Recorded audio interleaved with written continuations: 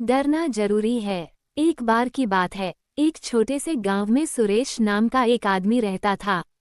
सुरेश को भूत प्रेतों पर विश्वास नहीं था। वो हमेशा अपने दोस्तों से कहता, भूत प्रेत कुछ नहीं होते, ये सब कहानियां हैं। एक दिन गांव के बुजुर्गों ने उसे चेतावनी दी कि गांव के पास एक पुरानी हवेली है, जहां रात के समय कोई नहीं जाता। लोग कहते थे कि वहां आत्माओं का वास है और जो भी वहां रात बिताने जाता है कभी वापस नहीं आता।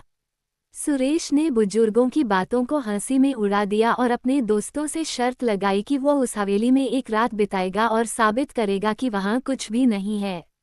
अगली रात सुरेश अपने कुछ सामान लेकर उस हवेली में पहुंचा। हवेली बहुत पुरानी और सुनसान थी। दरवाजे पर जंग लगे हुए थे और हर कोने में धूल जमी हुई थी। हवेली के अंदर का माहौल भयानक और ठंडा था। सुरेश ने हंसते हुए सोचा, ये तो मजाक है, मैं यहाँ आराम से सो जाऊंगा।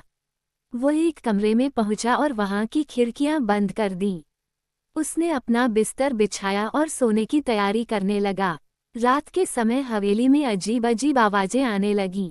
कभी किसी के कदमों की आवाज तो कभी खिड़कियों पर किसी के खुरचने की।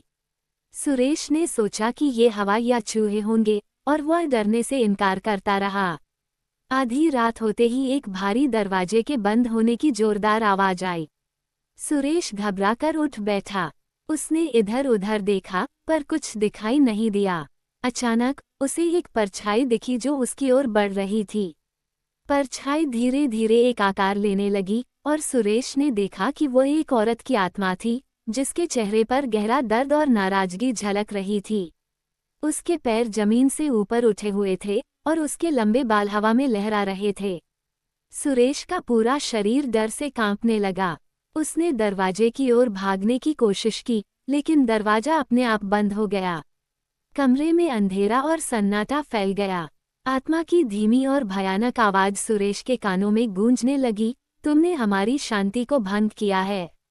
अब तुम यहाँ से वापस नहीं जा पाओगे।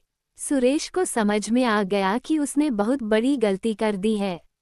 उसकी आवाज बंद हो चुकी थी और उसके पैरों में इतनी ताकत नहीं थी कि वह भाग सके। उस रात के बाद सुरेश को फिर कभी किसी ने नहीं देखा। गांव वालों ने बस इतना सुना कि उस रात हवेली से चीखें आ रही थीं और फिर सब कुछ शांत हो गया। कहते हैं कि जो भी उस हवेली के पास जाता है वह सुरेश की चीखें अब भी सुन सकता है। इस कहानी से यही सीख मिलती है कि कभी कभी डरना जरूरी होता है, क्योंकि हर चीज का मजाक नहीं उड़ाना चाहिए।